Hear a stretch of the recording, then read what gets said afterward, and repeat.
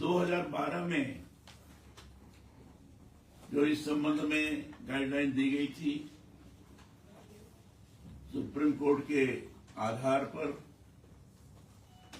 कहा गया था कि उसकी समीक्षा करने के पश्चात फिर से गाइडलाइन आनी चाहिए। तो उस समय जो गाइडलाइन थी, विश्वविद्यालयों में, महाविद्यालयों में जो भेदभाव की स्थिति थी,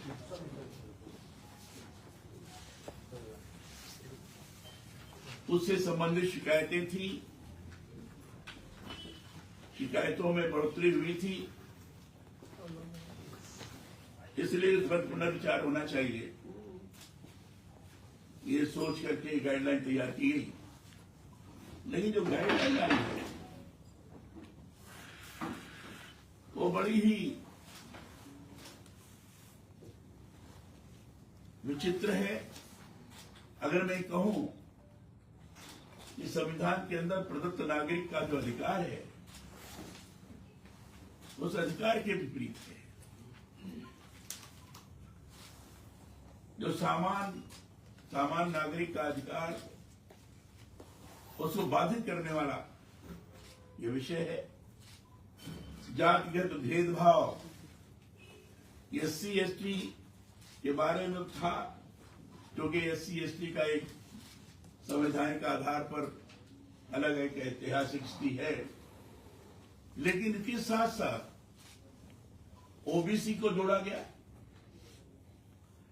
OBC को जोड़ने के पश्चात मैं नहीं कह रहा हूं कि भेदभाव हो तो उसके विरुद्ध कार्रवाई ना होना ही चाहिए, लेकिन उसके जोड़ने के बाद फिर बाकी को लगता है कि बाकी के लोगों क्यों नहीं, बाकी के लोगों के साथ जो भेदभाव हो रहा है उसको क्यों नहीं उसमें शामिल किया जाए। अरे जातिगत भेदभाव के आधार पर एक आक्रोश की स्थिति बड़ी तेजी से पैदा होती है। एक तरह से इसमें यह कहा गया कि अगर SC/ST का चल रहा था, उसके बारे में तो लोगों ने अपना मानस प्रारंभ से ही, क्योंकि आरक्षित स्वरूप था उनका पहले से ही। लेकिन अगर OBC को किया गया तो एक तरह से टारगेट हो गया आपका सवर्ण, एक वर्ग हो गया।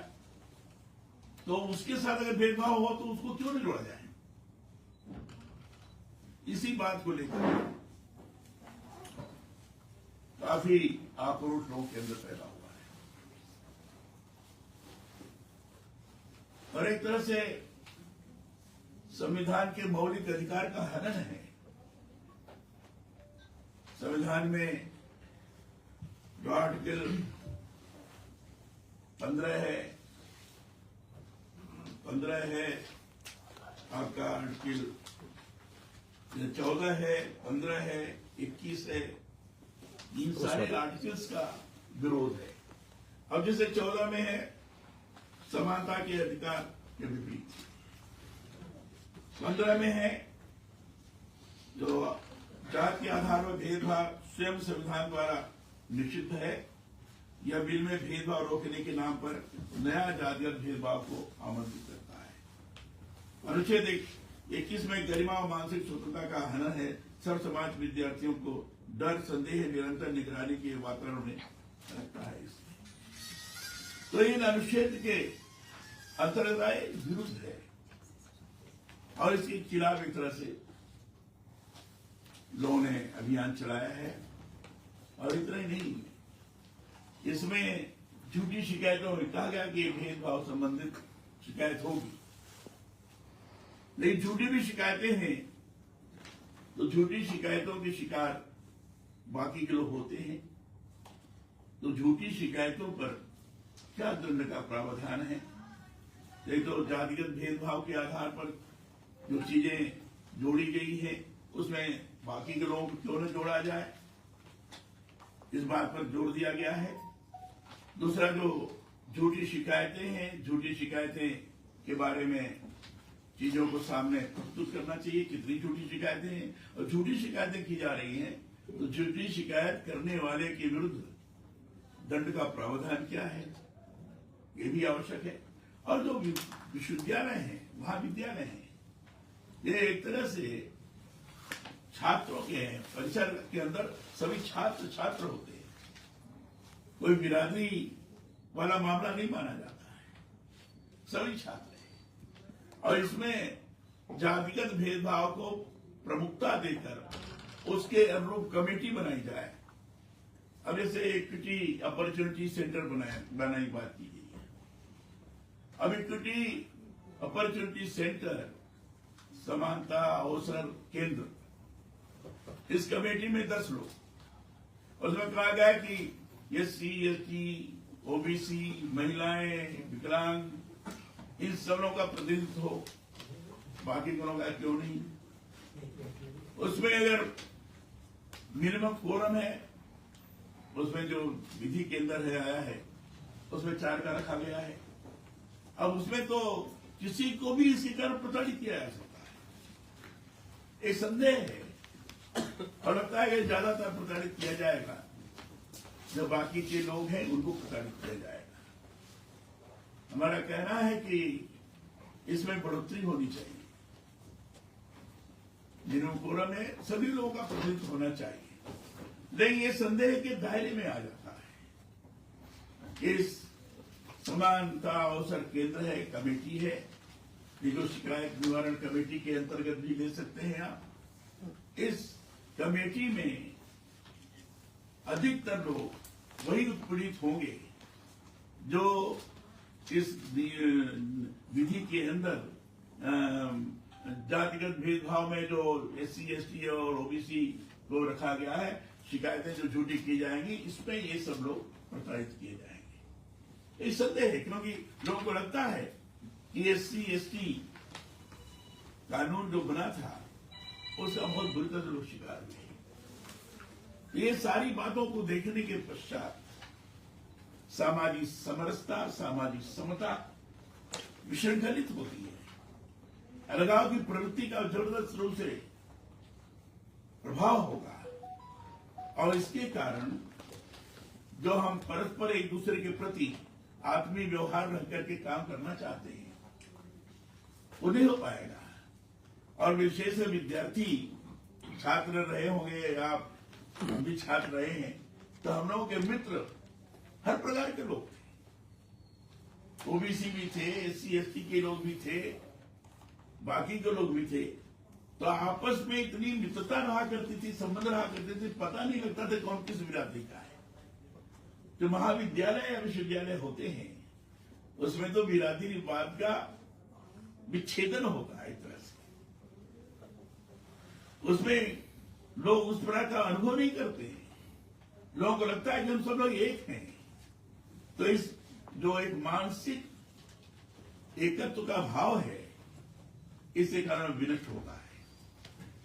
और इसलिए हमारी मांग है, आपने इसको पढ़ लिया होगा, इसमें हमने सारी मांगे रखी हैं कि तो उसके भेदभाव के अंतर्गत सभी लोगों को जोड़ा जाए, सभी प्रकार के लोगों को, SC ST OBC सब जिसके साथ भी भेदभाव हो, उसमें किसी भी प्रकार का अलगाव पैदा करने की कोशिश नहीं होनी चाहिए। जिसके किसी प्रकार का भेदभाव होता है, अभद्र टिप्पणी की जाती है, लोगों को परेशान किया जाता है किसी भी कारण, तो शिकायत करने का अधिकारी है, वो शिकायत कर सकता है। सबको अधिकार होना चाहिए। और झूठी शिकायतें जो करते हैं, बहुत सारे लोग झूठी शिकायतें करते हैं, तो ऐसी झूठी शिकायत करने वालों के विरुद्ध भी कार्रवाई होनी चाहिए। पिछले बार का जो 2019 से लेकर 2023 तक का जो आंकड़ा उन्होंने बताया है कि शिकायतों की संख्या में बढ़ोतरी हुई, 118%, 118.4% की बढ़ोतरी हुई। ऐसा पहले 173 थी तो 373 हो गई। शिकायतें बताया कि 1160 शिकायतें आई। निस्तारण निवारण समिति ने कहा कि हमने इसको ज्यादातर खत्म कर दिया है, लेकिन ये नहीं दिखाया उसने कि भाई मतलब इसमें झूठी शिकायतें कितनी थी, झूठी शिकायतों का जिक्र नहीं है।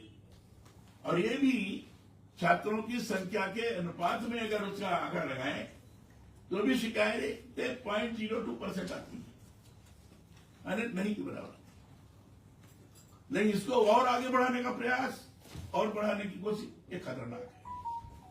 और इसलिए ये जो नियम है ये शुद्ध रूप से असंवैधानिक है, संविधान विरोधी है। और इसके खिलाफ हम जरूर चाहेंगे। भारत की सरकार, स्वयं भारत के प्रधानमंत्री ने अपना स्लोगन दिया है, सबका साथ, सबका विकास, सबका विश्वास, सबका प्रयास। यानी सभी लोगों को साथ में लेकर काम करेंगे तो ही विकास होगा। जब सभी लोगों को साथ में लेकर काम करेंगे तभी विकास होगा, तभी 2047 का विकसित भारत बनेगा। तो उसमें किसी भी प्रकार की अलगाववाद की भावना अगर पैदा की जाती है और विद्यार्थियों को अगर लगता है कि हमारे साथ अन्याय हो सकता है, तो आपस के अंदर अराजकता की स्थिति निर्माण हो सकती है, अलगाव की स्थिति निर्माण हो सकती है, जो बहुत खतरनाक है। तो इस चीज को रोकने की आवश्यकता है। अब इसे समिति बनी है, समता समानता अवसर केंद्र बना है, जिसको निवारण शिकायत निवारण कमेटी भी कह सकते हैं। अब इसका अधिकार क्या है, इसमें कितने लोग हैं, ये क्या क्या कर सकता है, समय सीमा क्या है, ये कुछ भी सुनिश्चित नहीं है। इसको भी परिभाषित करने की आवश्यकता है। आज हमारा प्रतिनिधिमंडल मिला था श्रीमान सतीश शर्मा जी के नेतृत्व में धर्मेंद्र प्रधान जी से, तो ये बात कही गई है और कहा गया है कि इसको तत्काल समाप्त होना चाहिए, वापस लेना चाहिए और सही माने में भारत के प्रधानमंत्री के स्वप्न को साकार करने की दिशा में जो हम काम कर रहे हैं, उस काम करने में हमें इस नियम के कारण जनता को बाधा पैदा हो रही है, इसके कारण विखंडन की स्थिति निर्माण हो सकती है, इसको वापस लेना चाहिए। और जब ये होगा तभी निश्चित रूप से हम आगे समाज की एकता को व्यवस्थित रख सकते हैं और सामाजिक समरसता को भी विद्यमान रख सकते हैं। भारतीय संविधान के अनुरूप हमारा स्वरूप है, इसको भी प्रकट कर सकते हैं। ये सारी चीजें उनके सामने कही गई है। उन्होंने आश्वासन दिया है कि इस पर विचार करेंगे और ऐसी स्थिति नहीं बनेगी जिसके कारण लोगों के मन के अंदर आक्रोश है, ये आक्रोश नहीं रहेगा, इसको ठीक करेंगे, ऐसा उन्होंने आश्वासन दिया है। ये है और आपको लिखित तौर पर अपना हमने ये दिया है, उसको भी आप देख लीजिए। सारी चीजें आपके सामने हैं और किसी को लगता है तो आपको लगता है क्या कि ये संशोधन करेगी सरकार? जब करना ही था तो मनसाई गलत चीज इसलिए तो लेके आए। नहीं, मुझे लगता है कि करेंगे, करना ही चाहिए। और जो सवर्ण के सांसद है भाजपा के, इन्होंने ऑब्जेक्शन क्यों नहीं किया? कमेटी में दिग्विजय सिंह है, आपके संबित पात्रा सारे थे, इन्होंने ऑब्जेक्शन क्यों नहीं किया? आप तो मुझसे पूछे क्यों नहीं किया? हमें क्या करना है आपको बता रहे हैं। हमने बताया ठीक नहीं है। और निश्चित रूप से हम चाहते हैं ये सरकार अच्छी चले, ढंग से चले, एक सूत्रबद्धता के साथ चले और जो भारत के प्रधानमंत्री जी का नारा है 2047 में भारत को विकसित भारत बनाने का, वो स्वरूप निर्माण हो। इसके लिए हम कह रहे हैं कि ये जो विनियम आया है इस मार्ग में बाधक है और इसलिए इस मार्ग में बाधक है तो उसको निश्चित रूप से वापस लेना ही पड़ेगा। इसमें कोई समय सीमा निर्धारित की गई सर? इसमें कोई समय सीमा निर्धारित की गई है? 2 महीने 3 महीने में नहीं वापस करेंगे, बताया हमने, दे दिया अपना। अगर वापस नहीं होता तो आप लोग क्या करेंगे? ये लोकतांत्रिक तरीके से जो चीज हो सकती है उसको करने का प्रयास करेंगे। उत्तर प्रदेश हम अपने लोकतांत्रिक आधार पर व्यवस्थित तौर पर अपनी बात को रखेंगे। हम सामंजस्य स्थापित करते हुए चीजों की ढंग से ठीक किया जाए, इसका प्रयास करेंगे। हमारा जो एक परिषद है सामाजिक समरसता के धुरी के रूप में काम करने वाला है। नाम तो जरूर ब्राह्मण कल्याण परिषद, ये सभी वर्ग के लोगों का है। इस मामले में क्या जो सवर्ण सांसद है उनका नैतिक अधिकार नहीं है कि सरकार में दबाव डाले? करते हुए आपके सामने बोल तो रहे हैं और जो भी मिलेंगे उनसे कहेंगे कि भाई इसको अपने ढंग से दबाव डालो, बात करो तो शांतिपूर्ण ढंग से मिलो। अब आज जैसे डॉक्टर महेश शर्मा साथ में गए थे इन लोग, तो क्रमशः लोग आएंगे और लोग अनुभव भी कर रहे हैं, क्योंकि सही माने में ये जातिगत भेदभाव के आधार पर सारी चीजों को करना संविधान विरोधी है।